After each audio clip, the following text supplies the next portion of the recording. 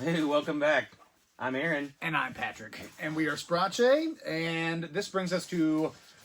the weirdest track on the White Album. This one was a real thought-provoker because I wasn't entirely sure how to approach this. Of course, we're talking about the song Revolution 9.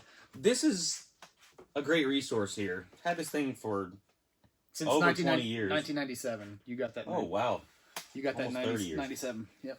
So, every song here is how Leonard and his crew did their best to actually notate and score everything on here, including Revolution 9. So down to every measure, every little weird thing Yoko said in the middle. We were not going to try to recreate that. It's just, well, there's Revolution 1. That was close. It just says, okay, talking for 4 measures. All right. Now, with sustain pedal on the piano doing this. All right, now tempo goes up, reverse tape, electric bass, reverse tape. We're going to do acoustic bass and strings for a second. Now the clarinet pops in. We have all kinds of weird voices that come up, and it's just nuts.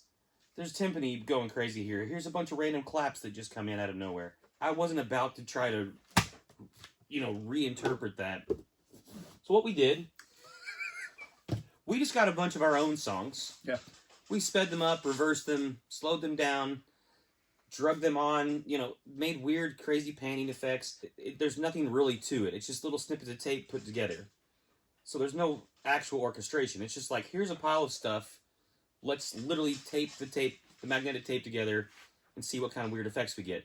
We want true fans of the Beatles' White Album and true fans listen to Revolution 9 at least once or twice. Every now and then they'll play it and be like, how weird is this again? Let's go check. There's a lot of strange stuff going on in it, and I like putting on my headphones and trying to hear the little things that are going on in the background, like conversations, like what are they talking about? Do the same thing with ours. You're going to hear fade-ins and outs, different tempos on top of each other. It is meant to be literally a piece of art, not necessarily a piece of music. It's more of a weird expression. Hey, Pearl. Hey, Pearl. What are you doing, baby? Welcome to the set.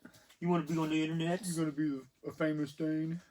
I would have named her Dame Judi Dench. Dame Judi Dench. We went through an awful lot of stuff, and we kind of said, which ones do we like parts of more that we can kind of throw in here and mix them in? As Aaron said, we just basically took these completed songs, and put them in as their own tracks, slid them around, did some panning effects and things with the computer. The file looks like a mess, but it looks like an absolute train wreck is happening. But this is also kind of just to let you guys know, all these songs that you're kind of hearing through our rendition of Revolution 9 are actually songs that we have done, and we're going to put those out there sometime in the probably nearish future. I think some of the funnier parts kind of happen towards the end of our version of Revolution 9, where we're kind of going, okay, we dove into this, now how the heck are we going to swim out of it? How do we end? How do you get out of it? And because it's a Beatle-y track, you can only end it one way. Yeah. Some Indian music sample that was like, and you'll hear it. Very quick sitar. We had to do a... I want to be clear, that Indian sitar at the end is in no way whatsoever SPRA-MAGE performing. That's a much more talented individual. But it's an homage. It's a SPRA-MAGE homage. If you haven't listened to Revolution 9, do that first, and then listen to our version, because you're going to understand that.